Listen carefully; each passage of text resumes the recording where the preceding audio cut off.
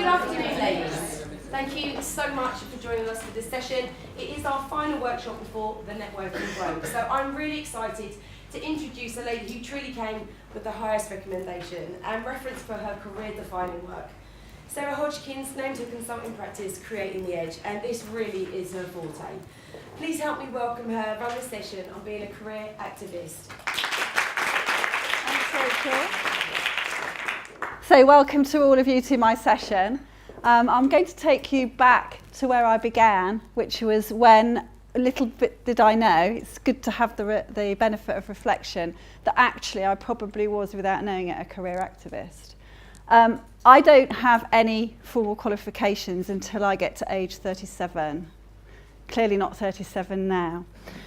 My dad always used to say to me, enjoy what you do, and if something gets in the way of you doing it, do something about it. And that's the story. Until I got to age 37, it never got in the way. Where I started my career is what I call my life university, where I worked in entertainment and entertainment agencies with big egos, generally men, and learnt how, if I listened to my intuition, so yes, I admit I'm probably completely the opposite to many of you here today, but I think that's why it makes me good at what I do. If I listened to my intuition, I could actually work with these people. No, I could work to get my way with these people. And it put me in really good stead when, age 23, I'd had enough of my university of life and my playground of going to all the rock concerts and doing all the things when you go to rock concerts. I actually decided I better get a grown-up career. I actually approached one of my local employers called Hewlett-Packard. I wrote a speculative inquiry letter to Hewlett-Packard and said I thought that computers, bear in mind that I'm 55 and this was in 1983, that computers were going to be the future and therefore I needed to work for them. Lo and behold, they gave me an interview. Lo and behold, I worked for them.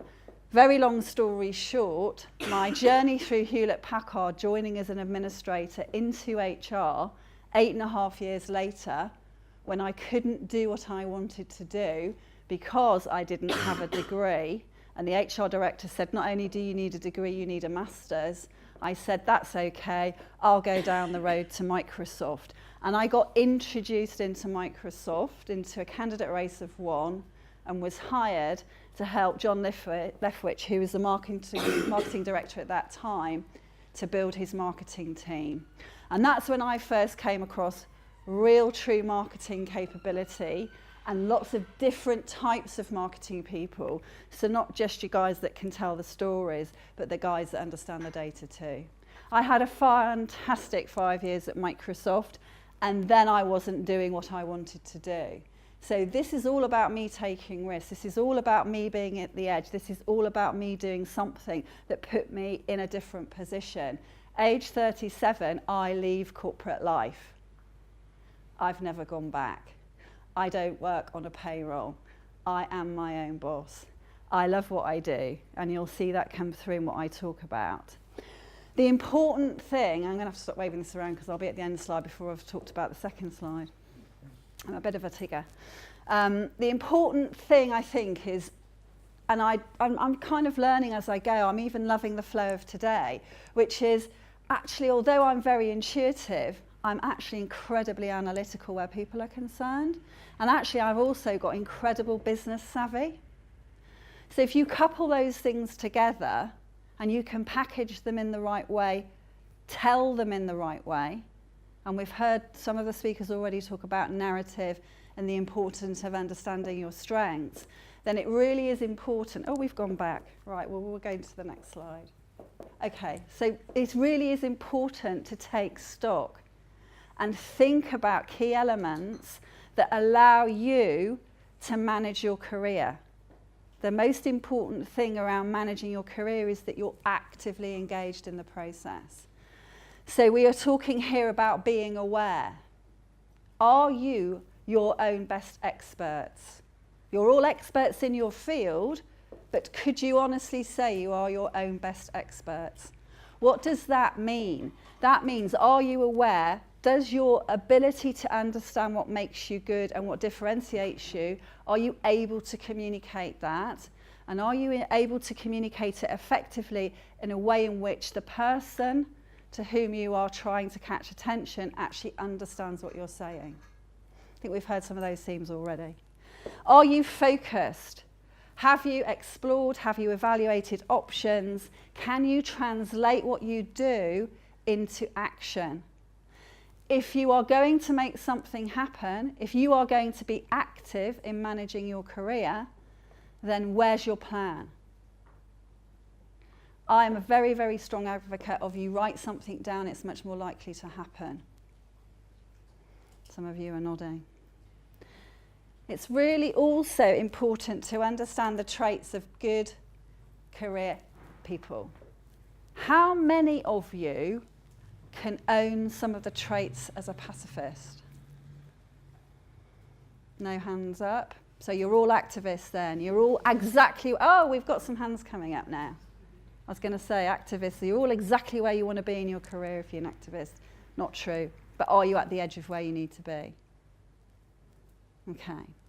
So what I think the most important theme for me, for I think modern working women, is to understand that it isn't the organisation's responsibility, it isn't your leader's responsibility, it isn't anybody else in your life's responsibility to create your career. It's down to you. So if we look at how activists operate, they're taking ownership. They've done a bit of an audit, which we'll come on to. I'm going to ask you some questions. I'm going to get you to write some things down. They've taken ownership of understanding what makes them good at what they do. They've taken ownership of understanding what's going on in the external market. They've also taken ownership of understanding what's happening in the internal market and what might be changing. Good career activists always play to their strengths, understand their gaps, and do something about it. They are also not always naturally confident. I'm not. I appear to be today, but I wasn't always like this. In my 20s into my 30s, when I was managing myself and managing my way through my career at Hewlett-Packard and Microsoft, there were other people who supported me. I had a very good female manager when I moved into my first fully blown HR role in Hewlett-Packard, who always put my challenges at a stretch ahead of me. She was always ready there to catch me, but she always put the stretch ahead of me. And I wasn't always aware of it until after something had happened. But we did some phenomenally interesting things in HR in Hewlett-Packard in the UK in a very male-dominated environment. Tech was very male-dominated in the 80s and 90s when I was working in it. Not because we were women, but because we were good at what we did. Because we were acknowledged as being capable. And because we would challenge the norms and look at the possibilities. It's also quite important to recognise when you need sponsors away from the business. So Jane was an exceptional role model for me, not because she was a woman, but because she was good at what she did. But also I sought help outside of the organisation when I hit an impasse. So I was talking to somebody who I trusted and respected and could be honest and open with, who helped me to answer difficult questions for me. And that was one of the pivotal moments for me where an edge was created, which was the edge that I took to go to Microsoft. So I often say to my clients, career activism is really important. It's not a passive sport. And I'll come on to talking about networking later, at which point I'll lose most of you. But people who are good at manoeuvring, who you probably would label other things that are probably much more derogatory, actually also get results. So it is about finding the voice in you that allows you to confidently talk about what it is that makes you good, and what it is that differentiates you. And sometimes you have to be creative in the way you get around things. It is also important to recognise that ambiguity plays a big part in all of this. Because if you're looking at where you're trying to get to, you can't already know what it feels like. You can't already know what you need to do to be it. But if you're managing your career and you're managing the input that you're taking and you're listening and learning, then it might not all be about the promotion. It might not be about the bigger, better, faster and the money. It might actually be about diversity. So how did that affect me? I took a job as an HR trainee in Hewlett-Packard in a role that nobody else ever wanted to do, job evaluation. Job evaluation in HR is one of the most driest things you do if you're a people person. You data guys would love it, but if you're an extrovert like me, no. What did it do? It put me on the map. One of the biggest pieces of work that I delivered in Hewlett-Packard with the support of Jane was a complete review of tech families that took away 1,200 job descriptions and gave a family of 60 to a population of something like 1,000 men, generally, very few women in the organisation in the UK. So it's really important to understand your pivotal moments. It's really important to understand that sometimes you have to step up, you have to be present, you have to take the opportunities that present themselves. And even if you're losing it inside, nobody else needs to know. You've got your backstage support, but you're front of stage and you're fine. So let's talk about what you can do in terms of that audit. I'm absolutely clear. It's your responsibility. Nobody else's. I love it though, actually, because you are your own best experts. Little did you know it.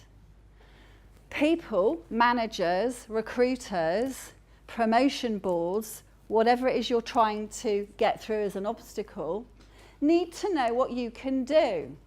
So how aware are you on what you have to offer? Can you actually articulate your skills? No, let's not worry about your skills, because we've all got a very, very, very long list of things we can do. I ride a bike, but not very well. What things can you do and do well better than others? What are things that you do well and do better and enjoy? Because if you're playing to your strengths, you should be doing the things that matter to you, that you are good at and that you actually enjoy. One of the key things in managing others, the managers in the room will all nod their heads at this stage, are we like motivated employees, we like low risk employees, we like low maintenance employees, hence the idea of being aware. We are also incredibly complicated around what we like and what we don't like and what our innate preferences are. There is actually a bit of a salesperson in me. Thank you, Dad. There is a bit of a drama queen in me. I'm a Leo. And I love being better than men. Because in Microsoft, if I didn't join the table, I wouldn't have been heard. Because the guys always shouted louder and always knew better. So my values of integrity, of congruence, of honesty have always stood me in good stead. And whenever they've been challenged, I've learnt to listen to my inner voice and ask myself questions. And in answering those questions at Microsoft, I took the right decision to leave. People don't leave Microsoft, not in the UK. Not in the 90s, the stock was too good. I did. People said to me, I envy you. Why? I would love to be able to move on. I don't feel I can. Partly because of the handcuffs that they've given them. You know the metaphor I'm using. So it's also really, really important to understand the wider business issues As an HR professional in the late 90s, when I'd done start at Microsoft Tech in the UK, where was I going to go? Where was my market? Did I understand my market? Oh, I like travel, I'll go and work for British Airways. Oh, that's a bit of a closed shop. Not sure I can get in there. Oh, location-wise, that might not work for me. So you start having to consider different options around what your market is. So you're looking at your hard drive and saying, what is it that I am offering? What is it of value that I want to offer? Who am I bringing to work? Who am I when I turn up at work? And what is it that the market actually needs me to be? And that shifts, and particularly in tech, and particularly in data, and particularly in the 21st century. That is shifting all of the time. Add in some demographically useful statistics if you want to do the reading around what we expect to get from our careers in our 20s.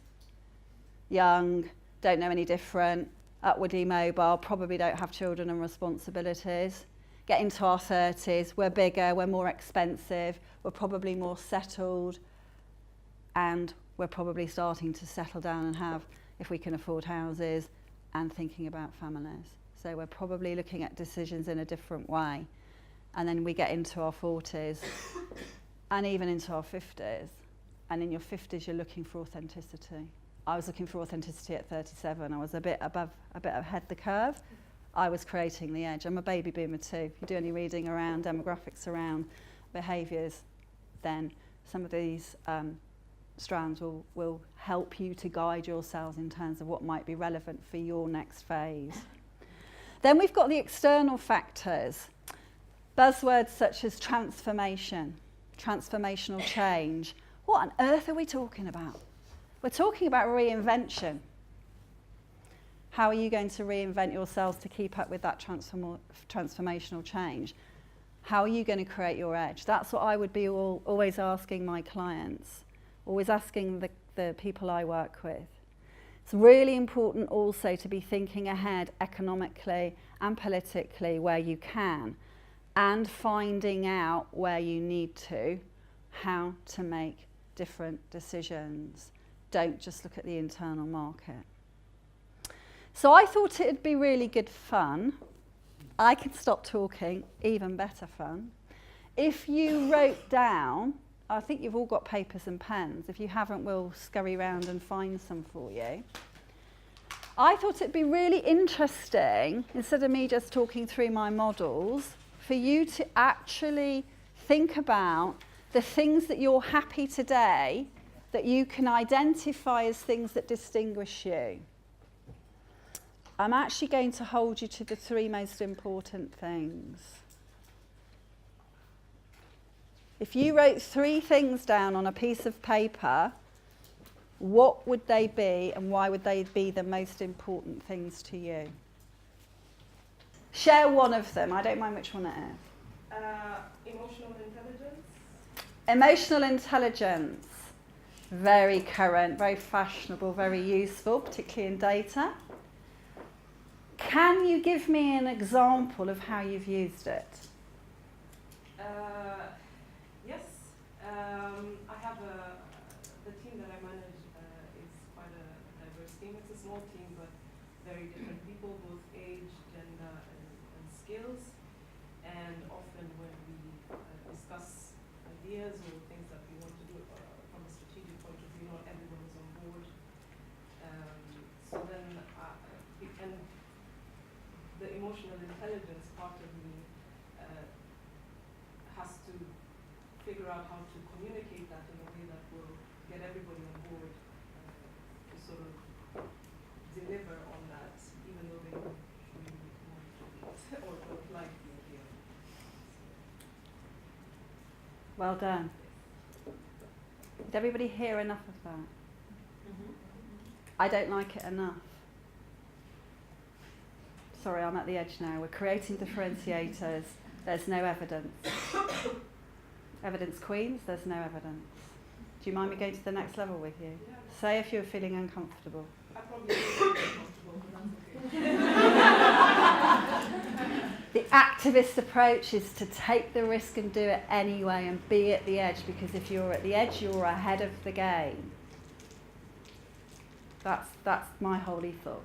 It works. So absolutely, your name, it's all right. Sylvia. Sylvia. What Sylvia did is what most people would do. Is she created a story, which is great because we need a narrative. And it was articulate and clear, and we've now got a picture. But it was very generic. It's very formulaic. Because one would do that, wouldn't one? Because we'd all say that, wouldn't we? She's agreeing with me. You're all staying really quiet because you're just glad you're not on the spot. Right, okay, Sylvia.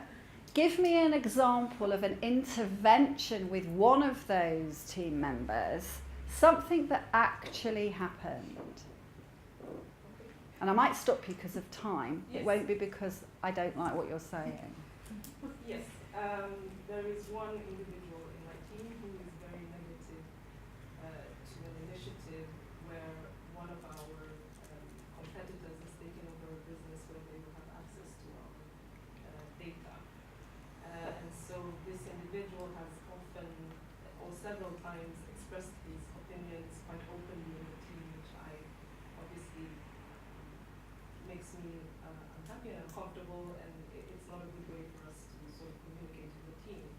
So I've had to take him aside and tell him the real motivations of why we are going in a certain direction, and my emotional intelligence has allowed me to sort of articulate that in a way that he can sort of be comfortable enough to back off. Excellent, so he can hear you. Yes. Excellent.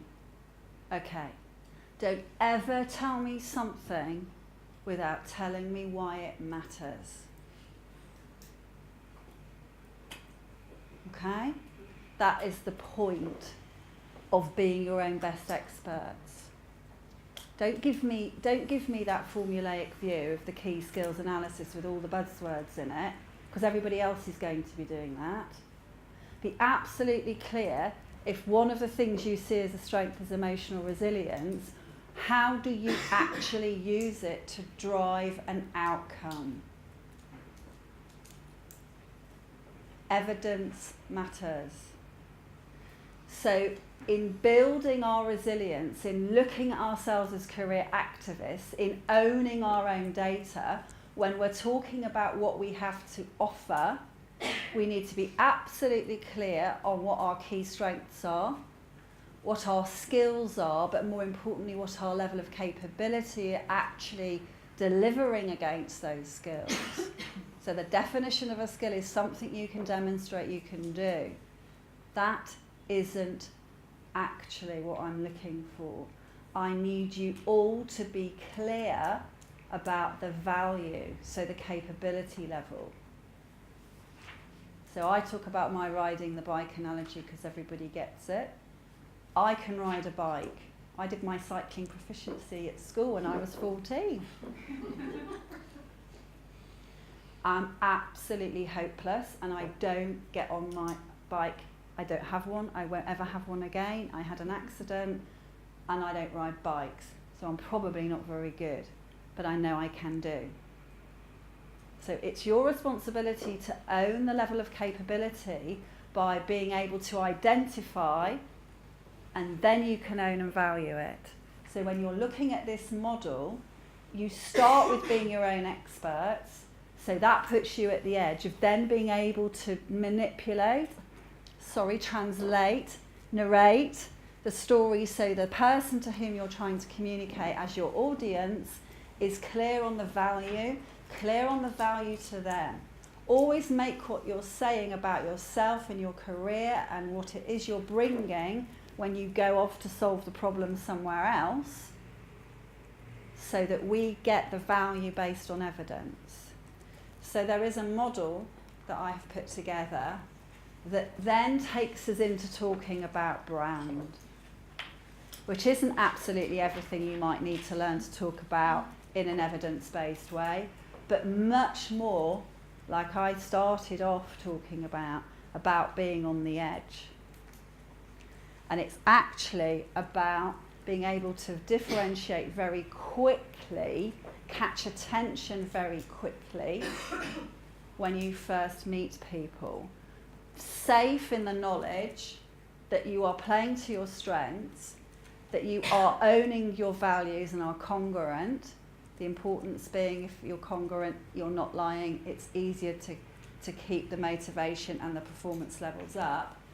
And you actually know what you're good at, and you actually know when you're not good. So that you can actually then define your personal brand.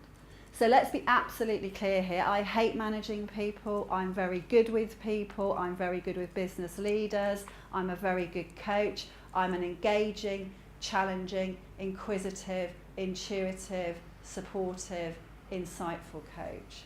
Now that's a bit of a long list of things. But if you look on my LinkedIn profile, Claire, who was here last year, I coached, and she talks about me asking the right questions.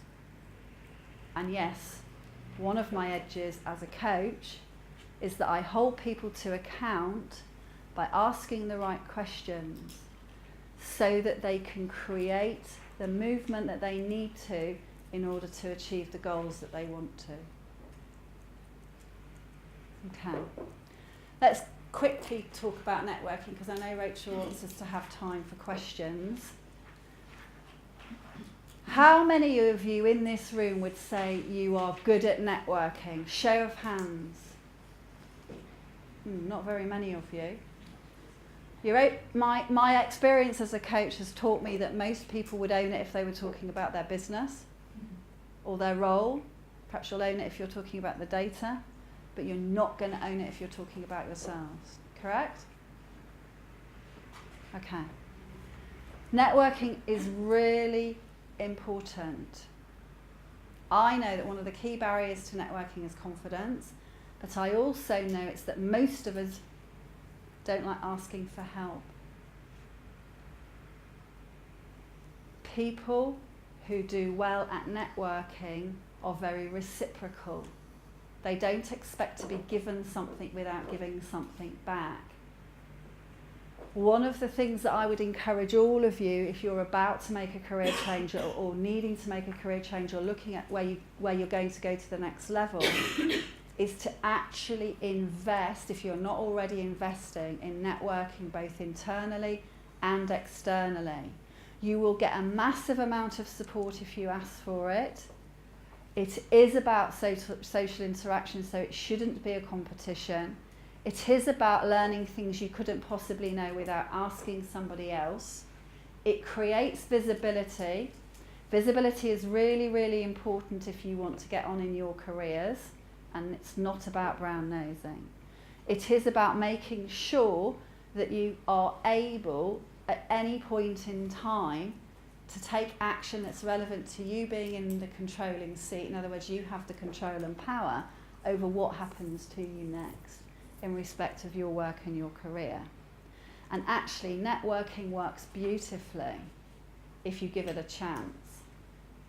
People do business with people, and networking is about trust. So if you can create a familiarity, make a connection, learn to trust, then you will put yourself in a stronger position to learn, and that in itself puts you in a stronger position to do whatever it is you need to do next. I see networking as a life skill, not something you pick up and put down at a point of crisis. Final couple of slides coming. I'm a big advocate of don't write something down, it doesn't happen. So, some planning for you. What are you going to do differently as a result of being here this week, this month, next month, the first quarter next year, in 6 months' time? How are you going to hold yourself to account on it? I don't know what models you use in all of the different businesses you work in, but I like the one I first learnt when I was in Hewlett-Packard. Stood the test of time, it still gets quoted back at me. SMART. Enough of you familiar with SMART? Anybody not? No, so I don't need to go through it? Great. So becoming a career activist is about creating a vision. It's about creating momentum. It's about taking action and doing something. It might require a little planning. It might require a little bit of trial and error. Another simple little model. Plan, do, check, review. And it's a continuing cycle if you are going to create the momentum of staying aware, being focused, and actively managing your careers. I did put some questions together on my final slide. And we've got 5 minutes for questions. Well, we've got 10. 10. So questions.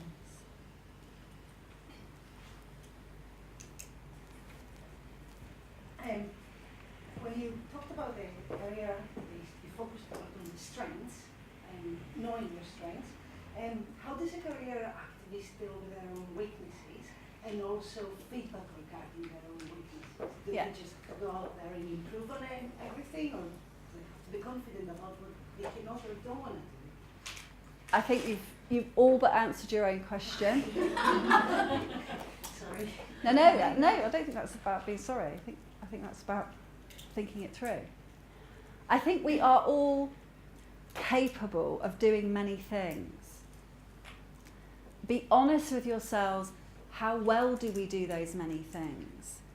So career activists are very good at making sure they focus on the things that differentiate them, the things that they enjoy doing and are stronger than others at doing, at the same time as realising where they might have a blind spot or something actually that if they don't do something about it, it's going to stop them doing something they want to do, and finding a way to plug that gap. But please understand, effective career management is not about being all things to all people. Remember, I was 37 before I took my dad's advice and went to college and got a qualification. I got my counselling diploma. I knew that in order to be taken seriously, I needed to have a qualification. I actually also wanted the efficacy. I then went on to do my executive coaching qualification. I'm also a Myers-Briggs practitioner, qualified practitioner.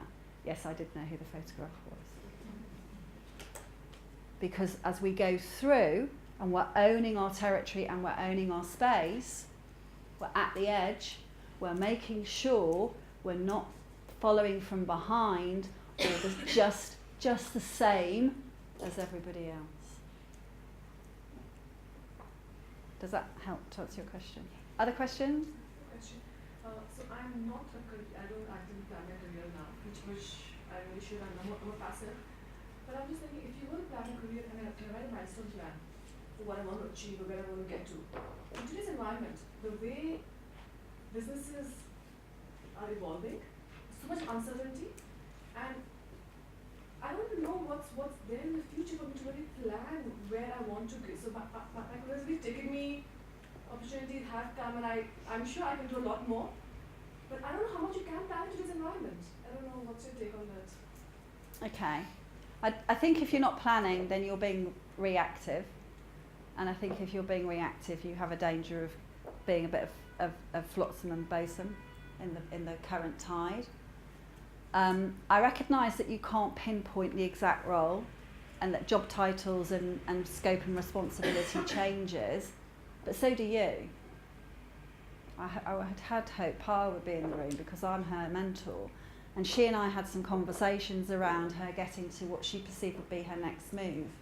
The role she came in talking to me about getting to, which is the one she had planned as she was in Barclays in her visa career, is not the one she's doing now, because she's realigned and retuned. I'm not going to say what because it's not fair. It's not mine to tell. It's hers.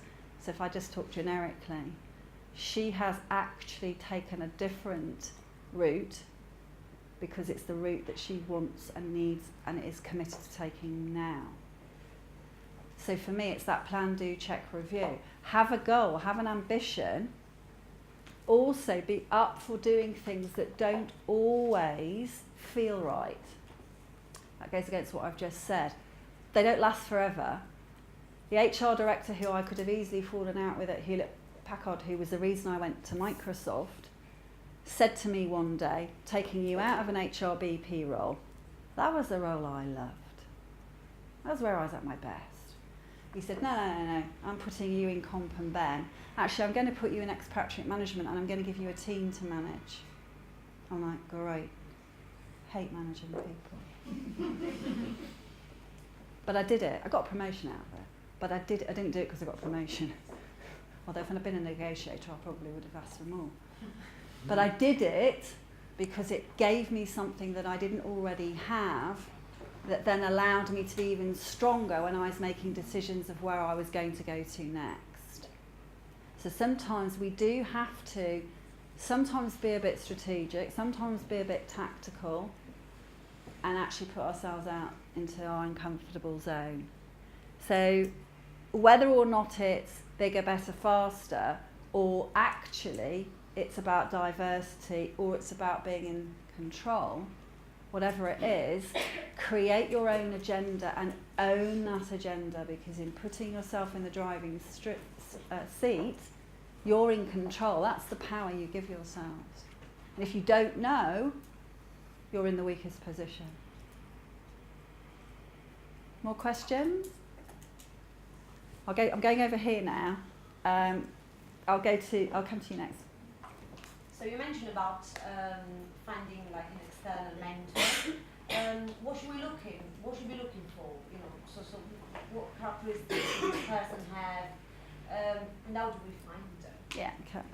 So there's two ways to answer that question. One would be, I'll answer the how do we find them separately. One might be, if we're looking for support and a little bit of nurture, then it might be somebody who we would see as being good in a similar way to how we might want to be if we got to be as good as them or as big as them or whatever it might be. If, however, what we're looking for is probably some direction or some stimulation or some challenge, then choose somebody who scares the wits out of you or akin to, because then you're going to get different. And it isn't a dichotomy. Those are just two suggestions, and anywhere in between will be fine. Managers in organisations, in other parts of the organisation, are often willing to mentor. So you don't necessarily have to go external, but you go external to the immediate group. If you've seen Pal speak, or you watched her video from last year, what did she do when she needed a mentor? She asked the guy who didn't give her the job she absolutely would have killed for to mentor her. Now, what strength does that show? And where is she now? Courage, yeah. And she actually said to him, didn't she? I know you voted against me. I'm going to ask you to mentor me. Because she actually acknowledged what it was she needed to learn, which was to increase her level of maturity around her leadership skills. That's out in the public domain. It's on the video from last year. If you haven't watched it, you should definitely watch it. You should watch all the videos. They're all there, and the videos from today will all be there as well. How do you find a mentor? If you need an external mentor and you don't want it to be part of the business exchange or the business contract, look to people around you who you might have had other relationships with in the past, university type networks, etc., or pay. Stick your hands in your pockets. You're worth it. We're good. That's not an advert. That's me saying, actually, sometimes in order to get on, you have to do it, not wait for somebody else. You were going to ask a question. Yeah, it's a personal question, really. you've kind of mentioned a couple of times. Why do you dislike managing? I'm not very good with ambiguity. I'm not a patient person. I don't have children. I've not learned how to be more patient. I'm actually better leading from the front, where I'm a subject matter expert and I love what I do.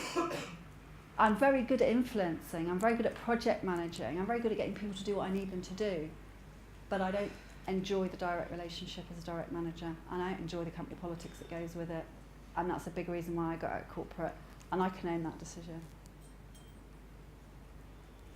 Right, there was a couple of people over here before we come back to you, Sylvie. Yeah, yeah. So being a career activist will mean you know where you're going to go, you change roles. So if you change roles, have you got any advice for what you do to kind of bed yourself in and create yourself the edge quite quickly within the company? Yeah, do a 90-day plan. If you Google 90-day plans, first 100 days in your new job, in your new appointment, you'll get lots of guidance, advice, some rhetoric too. There's, if you like books, there's a couple of really good books on Amazon. The simple answer actually to the question is to understand the internal politics, understand the internal environment you're going into, be absolutely clear politically who the guys are that have the votes, the guys, girls, for me it's not gender specific, who has the weighting on the votes of who gets things done, and create visibility for yourselves outside of your own function by networking with people in a wider dynamic. Just quickly off the top of my head. One more question finally. Hi, my name is Tatiana. Thank you very much for the presentation. Can you tell us please a few words about focus? Because personally I'm struggling with being focused in my career. Okay. Thank you. It's okay. I think when you're looking to focus, you've got to be clear on what it is you're trying to achieve, which is a bit like saying, hang on a minute, isn't that the actual question that I'm trying to answer? If you like tools, then it might be worth looking at doing something like a career line. It might be worth doing an MBTI type psychometric tool if you need to get the personality in point. It might be worth asking people whose opinions you trust and who would keep the conversation confidential, where they see you and where they see your potential. And that's not about the manager-employee relationship, because there's a power dynamic there that isn't necessarily genuine. So ask people whose opinions matter to you, and ask other people how they got where they got. Be nosy, be inquisitive, be interested, be nosy. Find out. If you're looking internally, look at the published data. Create a focus that you know is attainable but has a stretch to it. Okay. I didn't get time to answer everybody's questions, but I'm noticing we're probably out of time. Wow. I don't know about anybody else, but I'm completely inspired actually, and I've got quite a lot of thinking to do this evening. Anyway, bit blown away by that actually. Do you want me to do the This close? must be good fun. So we're going to go to a networking break now, just over there in the networking bar. Obviously an opportunity to ladies, freshmen, whatever, and back in your reconvene stream for a sharp 4 p.m. start. Thanks, Gail. Thank you. Thank you.